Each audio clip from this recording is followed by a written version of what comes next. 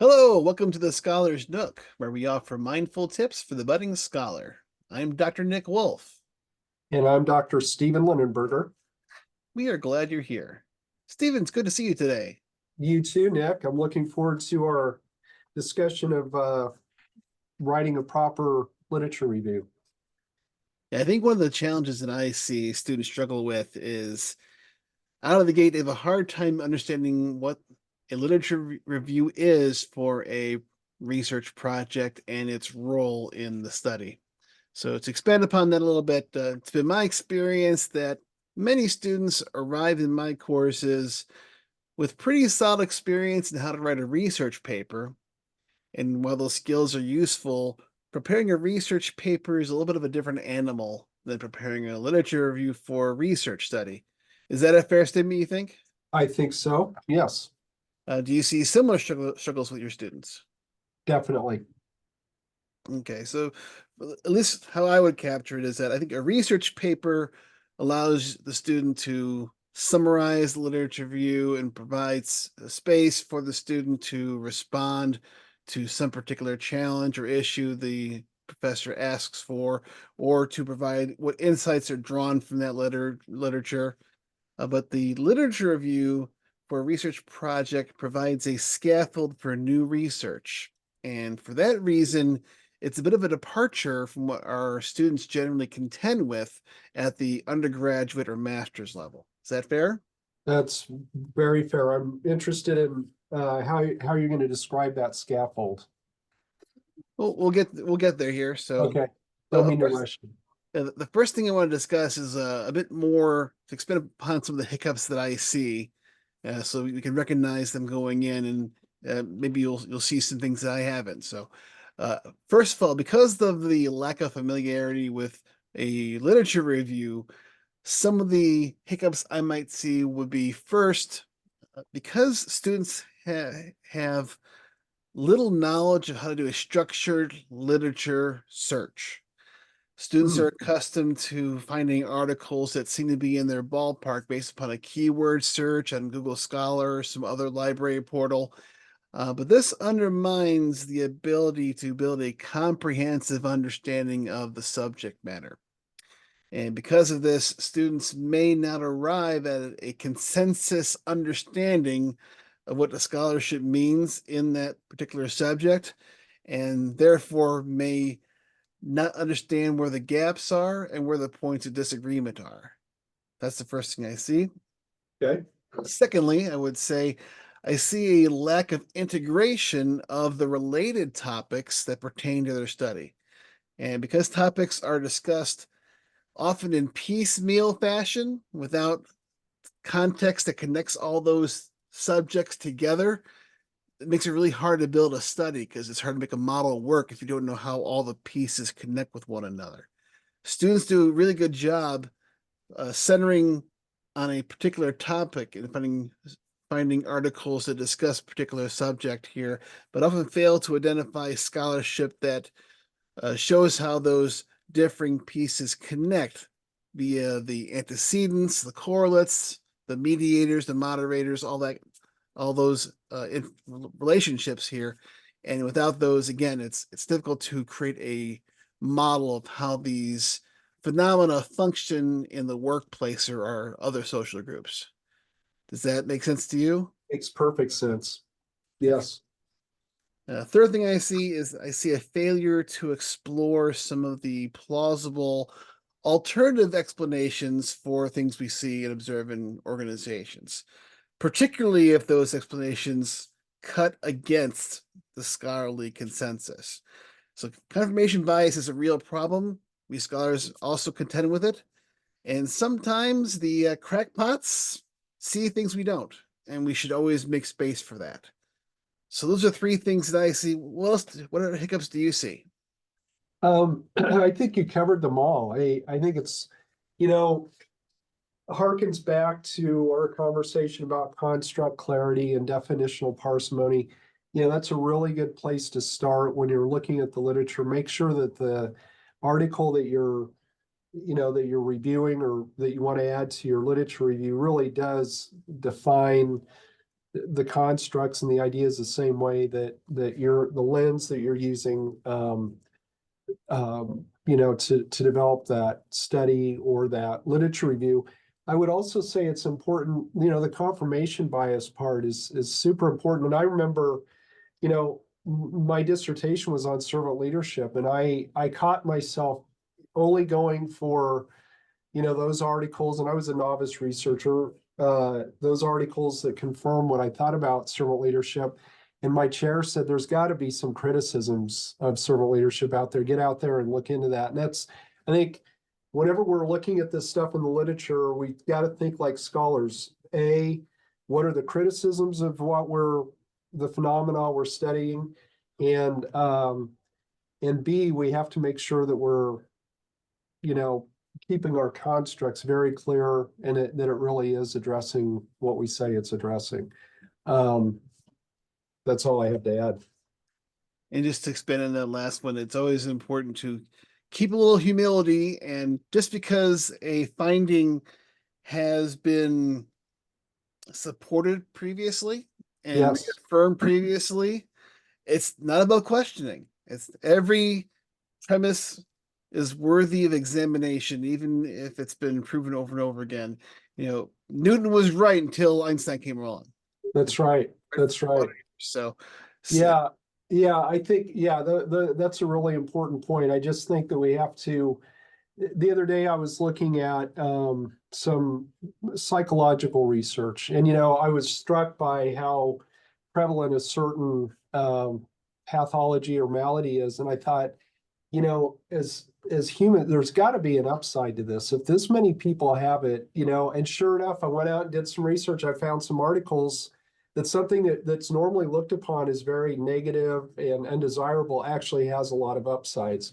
So, you have to constantly challenge yourself to be as objective as possible. Last thing I want to add too is, you kind of hinted at replication. Are the studies you're looking at, are they way off? Are they way off? Like, how can this phenomenon produce these outcomes, and this other study had the exact opposite findings? There's a gap. And if it's a leadership like topic, or a leadership topic, or any social, psychological, or social phenomenon, you're not going to find a lot of replication. And that's something to talk about in the literature review also, is, millions of studies, inconclusive, no replication. So what does that tell us about the topic, and how does that inform the direction we're going to take with our methods and so on? absolutely. Okay. So the next step I would like to take this conversation is, how do we structure literature review? So to begin that conversation, I'll begin by just reiterating the purpose of the literature review. It's not simply to summarize literature, it's to place the literature in proper context so as to serve as a foundation for the research study. Said another way, the literature review clarifies what the researcher thinks he or she knows going into the study, and based upon that knowledge, the researcher can make reasoned predictions about what is true about the world. And the forthcoming section will discuss how we get to test those. The sections of the dissertation or the research project write-up report elaborates on how we test that understanding of the world using our quantitative or qualitative methods. Right. Okay, so when I am doing a literature review, I want to share a list of the key considerations that I have, and then I ask you to jump in as you need to, please, Stephen. Sure. So if we can agree that literature review is a place for us to clarify our understanding of the world, we can go ahead, and the first consideration I look at is, I call it my buckets of scholarship. Okay. So there's usually one central construct around every study, maybe two, but usually it's one. But there's a bunch of other things that are connected to it, either predicting some sort of a organizational outcome or what have you. But I need to have not just the central concept and but also all the ones that you're trying to evaluate what's it connected to and filling out those buckets as well. Usually students are very good about centering on if they're discussing workplace bullying, they'll find a lot of good literature about bullying. They may find they may be uh, less likely to find the research that talks about the how it's manifested in the workplace, what are the ramifications of that for profitability, for the psychometrics, job satisfaction, and whatnot. And I want to make sure that we're filling out all those buckets in my buckets of scholarship. Okay. As a leadership expert, what scholarly if you're going to study, say, scholar like bullying in the workplace, what scholarly domains do you think you would consider to explore to get a better understanding of it for a study? This is an example. Gosh, that's a good one. So what domains would I look at? Yeah, Like a core, couple. like, make sure I'm hitting the mark here. So I would look at incivility in the workplace, possibly. Does that make sense? Yeah, I've been doing a lot of research on contempt lately, and contempt is very real. It's one of the biggest predictors of failed relationship, either our personal relationships or failed relationships at work. And so it's kind of a form of bullying because, contempt comes out of feeling underappreciated or being criticized a lot, feeling neglected, i.e., bullying. So, what are some of those kind of ancillary type subjects? And by doing that type of mental exercise, you may realize that you really aren't talking about bullying in the workplace. You're talking about contempt or something that can be drilled down into even further. I have a student who is delving into a similar bullying topic here and how it's being perceived by people. And what we're zoning in on the central crux of what this person is studying is trying to clarify whether or not are the perception of what bullying is that in reality really bullying, or is it just a perception of such? And Right. to properly define that and clarify that what is becoming a bit of a challenge because bullying it's not clearly defined because it's a little sort of a nebulous concept It because is. It is. someone just may have a very gruff demeanor and it can be interpreted to be bullying someone even when it's not intended. And it's a really difficult challenge to kind of split that hair, and that's what we're trying to figure out here. And I was encouraging this person that when you do your literature review, I would like you to find what are explicit manifest behaviors that constitute bullying There you go. that Yeah. clearly define that because you'll need to when you get to that point about trying to clarify what isn't bullying. You want to have a list of what actually is bullying so you can do a checkbox and see Yeah. what it is or not. So that's a very interesting challenge in this case. So Yes, absolutely. And it's a seemingly easy topic, but it's not, when you no, really get in there. And I like how you said that. And I was almost reading your mind because I thought the same thing. You have to have some criteria.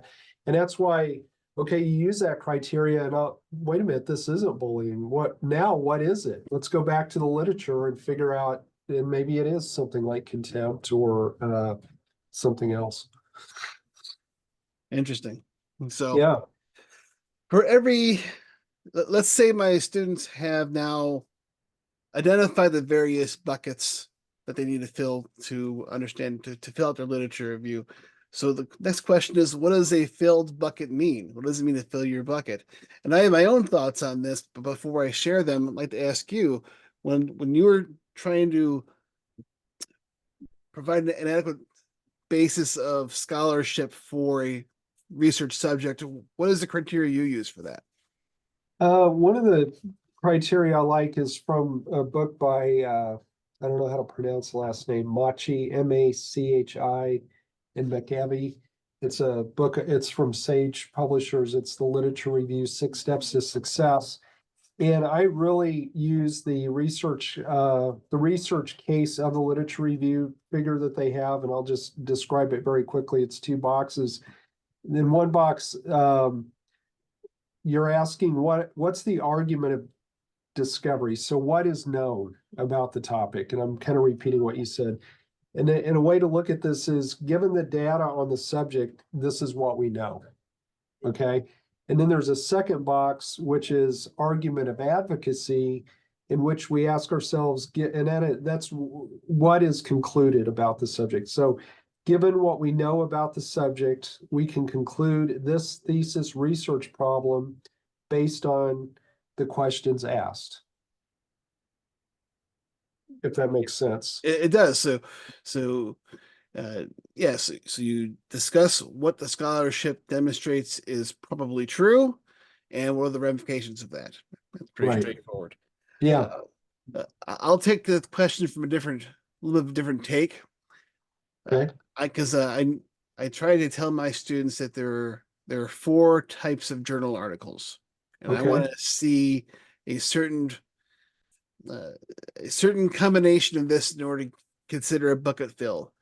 Uh, and I'll go ahead and discuss what those are Yeah. in Yeah. this conversation. So the first thing anybody should do to try to understand a subject is to look for a review article. And what's a review article? It's simply a summary of the historical scholarship on that subject up until the time that the article is written. So if you do that, you know the entire historical context, how it has ebbed and flowed throughout, how long it's been around, and it gives you a very good summary of where the state of that particular subject matter is right now. And when you do that, you're still responsible for knowing what has occurred since the last time that the date of that literature review article has been performed, but it definitely makes it a lot smaller uh, amount of literature to consume. So that first thing you want to do is a review article. The second type of article that I want to see in all my buckets is a meta-analysis. Now, a meta-analysis is a study of research studies. It tries to depict what actually stands out, what's the common empirical findings that are happening across studies, because we all know that there's type 1 error that occurs. We get false positives. Hopefully, a meta-analysis will really find out what we have high confidence is true, and we have a whole bunch of research studies to support that. I So like now that. we have the history of the subject. Now we have a lot of the reliable findings and conclusions we can make from that. And then the third thing I want to do is have one or two, or however many is needed, conceptual articles. And conceptual articles generally just discuss a single theory or construct and provides recommendations for a research agenda to verify that. That's a very good way to try if you're struggling with how to approach your study. Looking at a research article, a conceptual article can give you a lot of guidance on a type of study and how to formulate it based upon the recommendations from the research agenda. But Right. now, in addition to the history and what we know to be true or have a high confidence is true, we now have all of an understanding of the various critical models and constructs that allow us to make sense of that in a more conceptual way. And of Right. course, the last type of article is an empirical article, which summarizes a single study. And if you have a couple of those, well, now you have a good understanding of how currently the subject is being studied. And it gives you a lot of good ideas and to emulate to execute your study going forward. A similar empirical article can give you a lot of guidance to get through actually figuring how to format your study, developing methods, and actually writing it. That's a very good, useful thing. So to summarize, when I think of a subject matter of bucket being filled, I need to see a review article, I need to see a meta-analysis, hopefully a couple of conceptual articles, and a couple of empirical articles. And that the number of articles goes up the more central to the topic it is. If it's a bit more of an ancillary subject, you can go a little bit leaner. But that this is a structured approach to consuming a lot of scholarship in the most efficient way possible. It's a lot better doing a keyword search and just reading until you think you know enough. Yeah. Where am I missing? What am I missing on that? Nothing. That's amazing. I took a lot of notes. The only thing I would add is you mentioned in the conceptual article, they tend to make recommendations in the form of propositions, if I recall how conceptual articles work, which can be then used to guide research questions. But I always tell my research students to be sure to look at the implications, even in those empirical articles, because sometimes there'll be breadcrumbs you can pick up. There's always implications for research. Sure. That's a really another great place to, help fill a gap in the literature, make sure you're staying in line with what's out there. But overall, I like this structure a lot. And why didn't I think of that? Okay, go ahead. The second key consideration I have when doing my literature review is I'm always focusing on methods. If I run across an article that has a validated scale in it, whether it's appropriate for this particular study or not, I save it. Because measuring is so important, especially for quantitative work, but it's important for qualitative work as well. But every time I find a validated scale, I'm going to put that in my files because you never know when you need it. And I think that's always a good idea. And honestly, measurement is so important that you can actually have enough of a contribution to this field just by designing a good scale. That's why Right. Effector analysis itself, it's what I did my dissertation on using effector analysis. Measurement is so important that even just building a new scale that works and is validated is enough to actually meet the bar of what is a substantial contribution to the literature. They make the biggest splash. Those studies always do. I remember when I was in my PhD program, the big time researchers in our department had their articles were published, top tier journals, and they were almost always some kind of scale development. And you're right. I never thought of that, but it's true. It's the best way to make a big splash. Okay. Okay. Summarizing scholarship. Okay, so assuming we have identified our buckets of scholarship and have filled them, the next step is to summarize them in a way to make it manageable. Now, someone who consumes several evolving studies simultaneously, as you know as well, being a chair in our program here, sometimes my eyes get tired reading and glaze over a little bit when I'm reading. Yeah. So to help me as a reviewer, but also to help students just manage the vast amount of scholarship we're trying to summarize in a literature review, I tell my students to summarize what they've learned in key takeaway statements. And I would call those declarative propositions. So I want to see a simple one sentence statement that together can summarize, one or two paragraphs of studies here. And if I can do that effectively, what allows me to do is if that one sentence is a good summary for the purposes of our study of literature, it means I can effectively set aside all that literature and just focus on those declarative statements that coming in. And that makes it so much easier to keep that whole mass of information in your head straight. So I really encourage people to do that. Some students do that, get right into it, and some people don't. But I think it's a really good idea. And to make this more understandable, there are some folks who may be hearing this who may be versed in philosophy and familiar with the concept of a syllogism. Now, a syllogism is an exercise of logic where you have two premises and a conclusion. And if the premises are true and the conclusion necessarily results from those premises, we can be reasonably confident that the conclusion is true as well. What we're trying to do here in forming the logic of the study is essentially putting together an elaborate syllogism. We have this statement, which summarizes this bit of literature here, and this statement, which summarizes this literature here.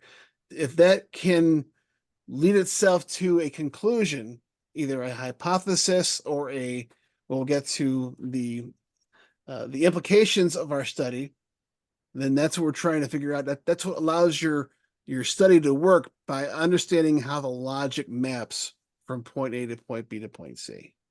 Right. Where am I going wrong? You're not going wrong, and you just mentioned the magic word that I've wanted to touch on. The literature map is a very good thing to add to, and I think most of us ask our students to do a literature map, so that you can see, the seminal works, you can see those empirical studies, you can organize it to put it into context, which you said before is really important. You can contextualize it, and then you can show the relationship between the main parts of the literature. And I also want to point out real quick, one of my favorite articles of all time, speaking of all this, is Scale Development and Construct Clarification to Servant Leadership by Barbuto and Wheeler. They were both on my committee. Okay, I'm bragging. I don't care. They're great guys. But their literature, it's actually one of the best written scholarly papers I've ever read. And their literature review is very similar to what you were talking about. I think it's a wonderful example. So that's Barbuto and Wheeler. And the year on that is 2006, and it's Scale Development and Construct Clarification of Servant Leadership. So a good working example, if you will. Very good. Just to finish up with the idea about declarative propositions, we have to remember that in order to add certainty, which is a logical premise, it has to be, your declarative propositions must be falsifiable stations or statements, because if not, we are not able to scrutinize them effectively. So you want to go ahead and be assertive in saying, this is what I think I believe based upon all the stuff that I've read. And that is what allows the logic to work. We don't want to leave a lot of wiggle room in this stuff, or else it all falls apart and you have no clarity. Even if you find results that correspond with what you were expecting, if you have kind of fuzzy premises, then the logic, as we know from philosophy, logic falls apart too, and then the conclusions are also fuzzy. So we need to have clear, definitive, falsifiable statements. Okay. All right. I'm going to go ahead and share my screen for a minute, because I have a pretty good example of this, because I know I say this to my students and sometimes they have a real hard time understanding this. So I think a good illustration would be helpful. Okay, so here is an article by Li Wu and Zhang. Sustainable innovation in the context of organizational cultural diversity, the role of cultural intelligence and knowledge sharing. So the good thing about it is that this is very clear about what they're studying. They want to see the impact of cultural diversity on innovation and the role of cultural intelligence and knowledge sharing on innovation there. And let's go ahead and scroll down through the introduction to the literature review here. Now, the first subheading under their hypotheses is cultural intelligence and sustainable behavior. Then they summarize cultural intelligence, clear heading. They put CQ as a measure of cultural intelligence, and they discuss it. Then they discuss sustainable innovation behavior in employees. And then they discuss it. And then they get down to here and say the influence of cultural intelligence on sustainable behavior, sustainable innovation behavior. So we define CQ, we define sustainable innovation behavior, and then we go ahead and at the end of it, we have a hypothesis. Employees CQ have a positive impact on their sustainable innovation behavior. This is exactly what I want to see from my students. You define something, you link them together with a simple, clear, affirmative, falsifiable statement. They do the same thing with cultural intelligence and knowledge sharing. Again, CQ is going to have influence in knowledge sharing, and then knowledge sharing is a effect on sustainable innovation behavior. So you can already see this portends a mediation or partial mediation study, because now you have two variables, both loading on the sustainable innovation behavior, and another one of those variables loading onto the middle variable there. So and then it comes down to a hypothesis summarizing that effect. And then it talks about a mediating role of knowledge sharing. Then again, knowledge sharing plays a mediating role in the impact of employee cultural intelligence on sustainable innovation behavior. And then you're also suggesting a moderator relationship too.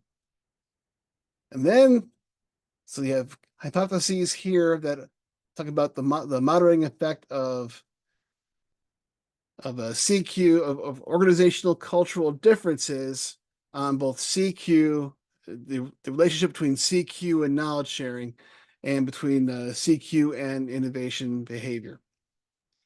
So that's a beautiful thing. Very clear, very concise.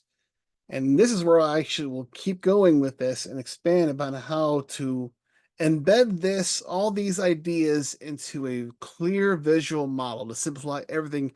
If the declarative propositions add a very simple structure, putting it into a visual model makes it crystal clear what they're trying to do here.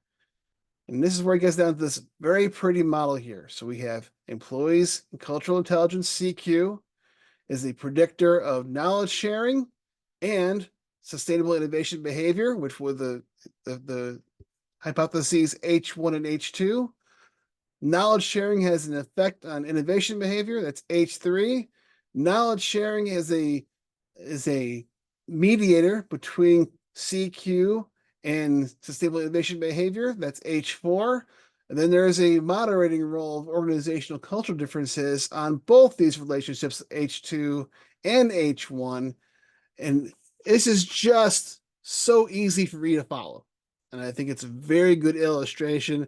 And for my students, I have this article that I provide to them in my DBA 805 class, just to make this very clear that they can go ahead and follow along, because hopefully students will be able to frame their literature review like this, and it'll be very easy to decode, not only from a reviewer standpoint, but hopefully to keep the ideas clear in the student's head as well. Feedback. You're muted there, Stephen. It's a great article, very good example. I'd encourage students to look at it for themselves. Very well organized. And I like the way you walk through it and explain the importance of each one of those areas. So good job. Thank you so much. Okay, so if we can conclude that declarative propositions summarize everything we think we know about what's going on in your study, and from this we can make predictions and speculations about what is true if our understanding is correct, we then develop our hypotheses or our speculative propositions if we're doing qualitative work.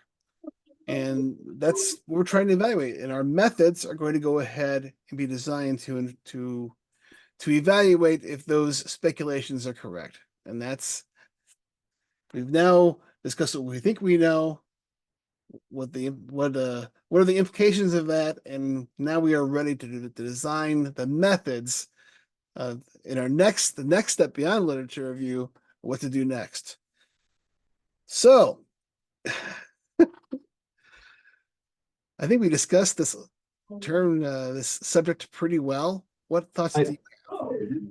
No, I think it was thorough, and I'll just reiterate what I said earlier. I really like those two buckets ideas, which fall in line with this idea of argument of discovery, what we know about something, and argument of advocacy, which is given what we know about the subject, what are the conclusions, and then developing research questions. I think we gave some good examples here and I hope folks will look into those articles and, but overall, I think it was very thorough, very useful.